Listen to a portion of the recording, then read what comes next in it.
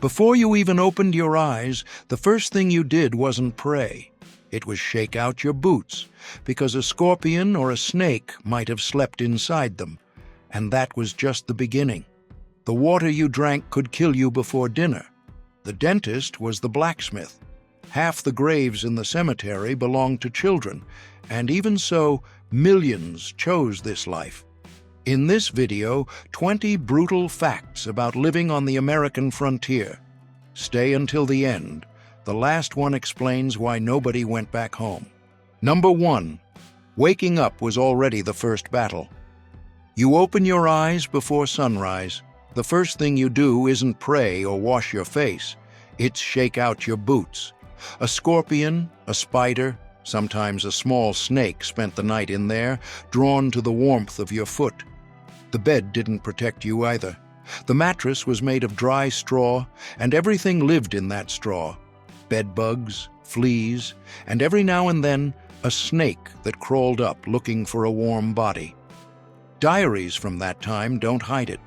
Families slept wearing gloves with a cloth covering their faces just to reduce the bites during the night. You woke up scratching, red marks on your arms, your neck, your back. And there was no medicine for that. There was only the next day, which started exactly the same way. That was the rest. Now imagine the rest of it. Number 2. The first sip of the morning was a gamble. You pulled water from the well without knowing it had been dug just a few yards from the outhouse and the animal pen, where the livestock spent the day. Underground, sewage seeped into the groundwater and reached you looking perfectly clean. Cholera and typhoid fever travel without color or smell, and a single bacterium was enough. In 1849, cholera swept through St. Louis and killed about 1 in every 10 residents in just a few months. A strong man could wake up feeling fine and be dead before dinner. Milk didn't save you either. Cows ate white snake root, the poison passed into the glass, and entire families went down with milk sickness. That's how Abraham Lincoln's mother died. So the settler boiled everything and called it coffee. Nobody said out loud that they were afraid of their own water, but they boiled it, every morning without fail. Coffee wasn't a habit. It was the only way to boil the water without admitting the fear. Number 3. Saturday night on the frontier. The tin bathtub comes out of the barn and gets set in the middle of the kitchen, near the wood-burning stove. Heating water was hard work. Every bucket had to be pulled from the well and slowly heated over the fire, and nobody there was going to waste it. That's why the whole family used the same water, always in the same order. The father went in first, in the clean, hot water, then the mother, then the children, from oldest to youngest. By the time it was finally the youngest child's turn, the water was already brown, almost muddy, cold, and full of old soap. They said you could even lose a baby down there in the murky water. And that's where the old saying comes from. Don't throw the baby out with the bath water. In the winter, a lot of times the bath didn't even happen. It got pushed to the next week and the next. Nobody complained about the smell, because everyone smelled the same. 1 bath a week was already a luxury. A dirty body out there was just another day's work stuck to your skin. Number 4. The sun has barely come up and the house is already freezing. It's November on the frontier, and the mother calls the children over to the stove. Not for breakfast, for sewing. She dresses each child in flannel underwear, rubs lard all over the fabric, and sews the edges shut with a needle and thick thread. Those kids aren't taking those clothes off. Not today, not next week. They'll sleep, play, and work in them until spring. Do the math. Almost 5 months with the same fabric against their skin. The logic was simple. The lard sealed in body heat, and the flannel held on to that warmth. Taking off their clothes for a winter bath meant exposing their skin to deadly cold, and hot water heated on the stove was a rare luxury. So the family chose the smell over the risk. When the ice melted and the ground softened, the mother got the scissors back out and cut the stitches open. Only then could their skin breathe again. Number 5. You wake up with your stomach rumbling and walk out to the outhouse at the back of the yard, the same one just a few steps from the well where the family gets its drinking water. Fact number 5. The toilet was a catalog. Toilet paper had been around since 1857, but it was too expensive for ordinary people to waste on wiping their butts. The solution came free in the mail. The Sears catalog, thick as a Bible, hanging from a nail inside the outhouse. First, it was used to pick out boots and seeds. Once everyone had flipped through it, it served another purpose. And everyone learned one rule early on. The shiny, colored pages were no good. They were slippery and didn't absorb anything. Those were saved for last. The good ones were the regular pages, made of dull paper, soft enough to get the job done. You tear one out, take care of business, and head back to the house before the sun gets hot. That's how the day started on the frontier. No luxury, no rush, and always with the old catalog close at hand. Number 6. The sun had barely broken over the horizon, and smoke was already rising from the wood-burning stove. On the frontier, breakfast wasn't a choice. It was whatever the Lord allowed, and nothing more. On the poor settler's plate, bread fried in pork fat, a thin strip of salt pork, and a mug of coffee made from chicory root or roasted acorns, because real coffee beans cost too much. But what was missing told the story better than what was there. Fresh fruit? There wasn't any. Fresh milk? Rare? Sugar? That stayed locked up, stored away like gold. A sack of sugar could cost the same as 3 full days of hard labor. Nobody was going to waste that on a cup. And the eggs, when the hen laid them, went straight to the general store to be traded for nails, salt, or a piece of cloth. Food out there didn't fill your stomach. It just kept your body on its feet. And with that in his stomach, and nothing else, a man started a 14-hour workday under the sun. Number 7. The work. Before sunrise, the man was already on his feet. There was no time clock to punch. Daylight ran the schedule, and it ran for 14 hours straight. No gloves, reinforced boots, or helmet. His body was the only protection he had. The workday started behind the oxen. A man with his team, plowing from sunrise to sunset, barely turned over 1 or 2 acres of land. Every step took muscle, breath, and sheer stubbornness. And the field took a heavy toll. The scythe slipped and sliced open his leg. An ox kicked him in the chest. The plow caught on a root and threw him into the mud. Farm work was, and still is today, one of the most dangerous things a man could do.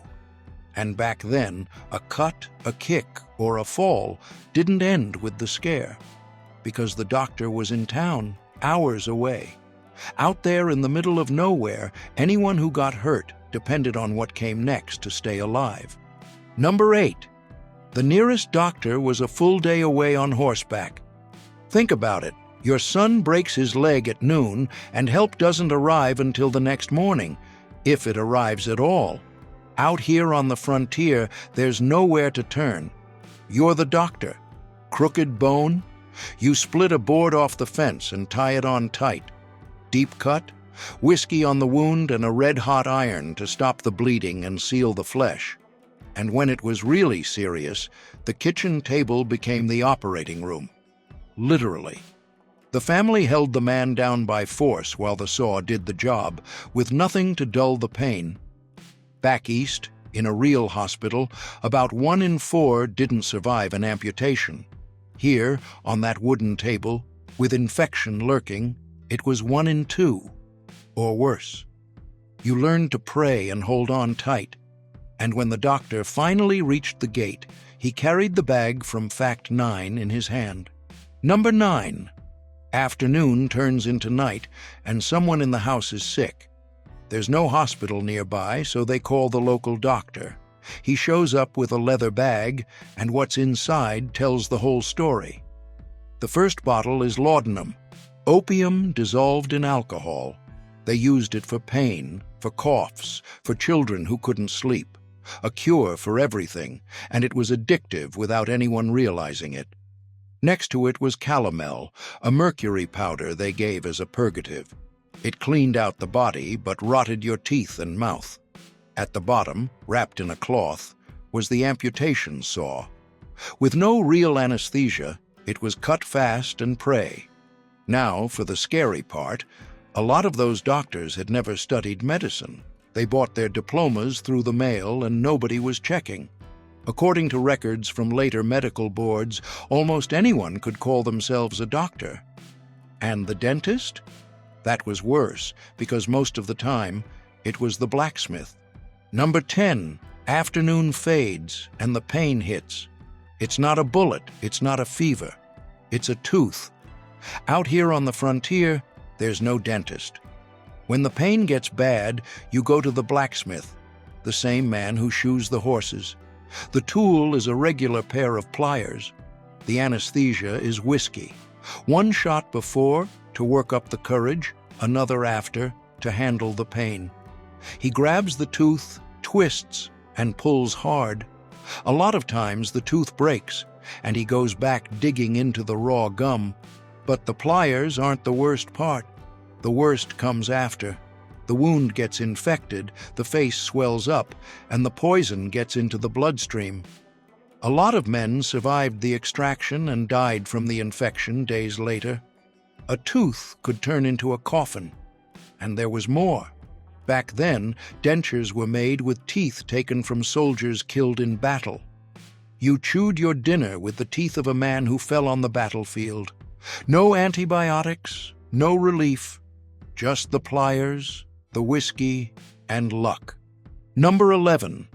It was an ordinary morning in 1874 when the sky, from Kansas to Texas, went dark in the middle of the day.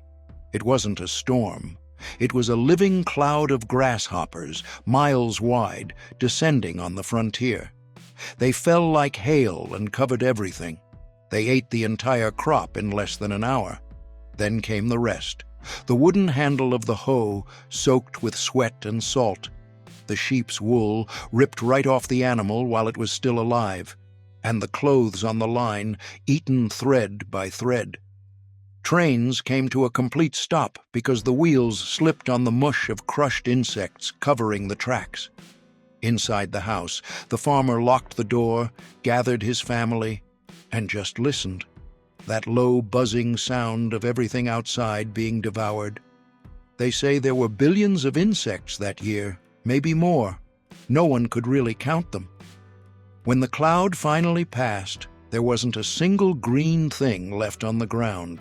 And there was no insurance, no compensation, no government to help. There was only winter coming. Number 12. The winter that killed cattle on their feet. The sun hadn't even come up yet, and the wind was already cutting like a knife. In the winter of 1886, cattle stood out in the pasture, covered in ice, dying in silence. It became known as the Great Freeze. Before it, a hot, dry summer had already scorched the grass. The animals went into the cold weak. Then the blizzard hit. The temperature plunged and trapped the herd in place. A lot of cattle died still standing, frozen right where they were. Millions of head were lost. In the spring, when the snow melted, the rivers ran clogged with carcasses, and the smell reached town before the first cowboy did. One year the plague had been the heat. The next, it was the cold. And that's how the Old West changed hands.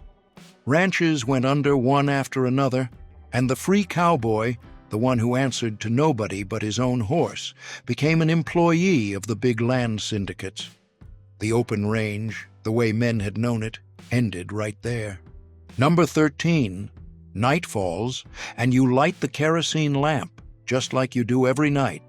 One bump, the glass tips over, and the oil spills across the dry wooden floor. Within seconds, the flames are already climbing the wall.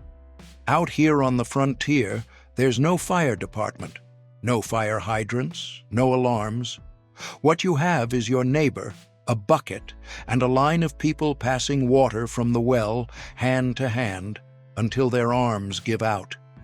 One spark from the wood-burning stove, one dry wind blowing in from the prairie, and the house that took a year to build could be gone before sunrise.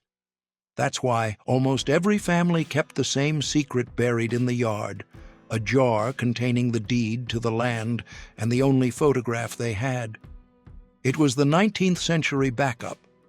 If the fire took everything, you still had proof of who you were and the land that belonged to you. And when the wind decided to help, an entire town could change addresses in a single night, and the next day everyone started over from scratch, with their hands still black with soot. Number 14. Evening falls on the frontier, and inside a one-room cabin, a woman goes into labor. There's no hospital. The nearest doctor is miles away, if there even is one. Someone gets on a horse and rides off to find the midwife, who arrives hours later, if she makes it in time at all. And here's what almost nobody talks about. The biggest danger wasn't the birth itself. It was what they called puerperal fever, an infection that, most of the time, came from the unwashed hands of the people there to help. According to estimates for frontier regions, 1 in every 5 to 8 women didn't survive these complications over the course of their childbearing years, and they knew that very well. Even so, they got pregnant 10 times in their lives. Every pregnancy was a gamble with their own life, and they spun that roulette wheel again and again, with no choice and without a word of complaint. Number 15. Night has fallen on the frontier, and the oil lamp is still burning inside the cabin. In there, a mother sews in silence. It's not a new shirt, it's a burial shroud, a small one, for the 4th child she's buried in less than 10 years. Nobody said it out loud, but everyone in the area knew. Half the graves in the cemetery belong to children. Walk among those headstones and you see the same last name over and over, 3, 4 little names, all from the same winter. Diphtheria, scarlet fever, whooping cough, dysentery. Diseases that today can be treated with cheap medicine took little ones before they turned 5. There was no doctor within a day's ride, no hospital, no time.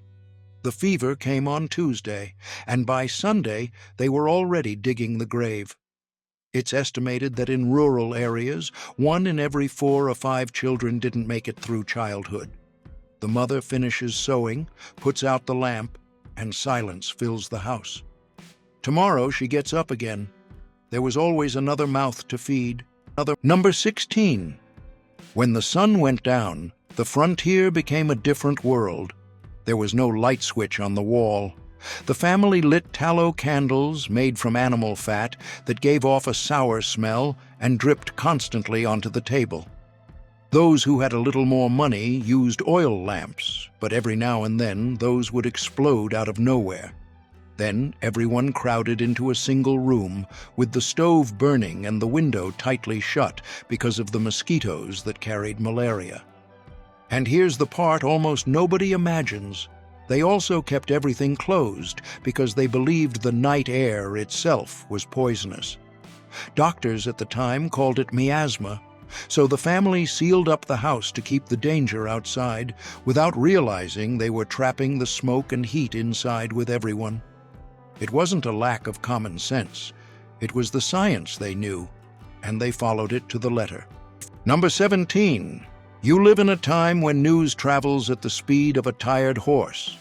The letter your sister wrote back on the East Coast takes weeks to cross the country and reach your hands. By the time the paper finally arrives, whatever was written on it is already in the past. The presidential election? You don't find out who won until long after everything has been decided, voting for a name that might not even be in the race anymore. The death of a relative? The news arrives days after the funeral, when there's nothing left to do but carry the grief alone. On the day the stagecoach comes through, the line at the post office wraps around the block. Men in hats wait in silence, each one hoping to take home a line from someone they left behind. Some walk away clutching a letter in their hand. Others go home empty-handed, and the waiting starts all over again. That same stagecoach that brought the letters is the one from the ticket video, and it deserved a video all to itself. Number 18. The nearest neighbor lived 15 miles away. The closest party was 40 miles away. To give you an idea, you could ride a horse all day and not run into a single soul. The only social event of the year was a community harvest, a wedding, or a funeral. All three occasions served the same pie, made by the same woman, using the same recipe. Other than that, the world was you, your family, and the horizon. Many women wrote in their diaries about going entire months without seeing another adult besides their own husband. That's not a figure of speech. That's really how it was. And here's the part the history books don't often tell you. Accounts from the time describe something that even got a name: prairie madness. The trigger mentioned most often in letters and newspapers was the wind. That wind that never stopped, day or night, week after week. The silence out there was so overwhelming it had a name. And for a lot of people, that was the hardest enemy to face. Number 19. The sun goes down, and the settler finally puts down the hoe after 14 hours on his feet. His body hurts, but what really weighs on him is the bill. Out there, far from everything, he doesn't set the price. The railroad buyer decides what his crop is worth. He worked the land all year and sells his wheat for 40 cents a bushel. In today's money, about $13 for a harvest that wrecked his back. And everything he needs to buy costs twice as much as it does in town. The freight that brings the nails, salt, and fabric includes the risk of the road, and he's the one who pays for it. The same railroad that hauled away his cheap wheat made the land next to the tracks jump from $1.25 to $12 an acre, more than $350 today. He worked hard, paid high, sold low. That was the math of the frontier, and it almost never worked out in favor of the man farming the land. And even so, millions chose this life. The final fact explains why. Number 20. The sun went down, and the question hung in the air. Why didn't anyone just head back east? The answer came down to one number: 160 acres. That's what the Homestead Act put on the table for anyone who could stick it out on the land for 5 years, build a house, and farm it. For a poor man with no important family name and not a penny in his pocket, that was his only chance in life to actually own something. Back east, all that waited for him was working for someone else until he died. So it wasn't greed. It was an entire generation taking a gamble, putting everything on a fence and a piece of hard ground. Many died trying. Few went back. And the ones who stayed understood something nobody said out loud. The brutal reality wasn't the price of stubbornness. It was the price of hope. That's why, when night fell and their bodies begged for rest, nobody packed their bags. And tomorrow, the day started all over again, shaking out their boots.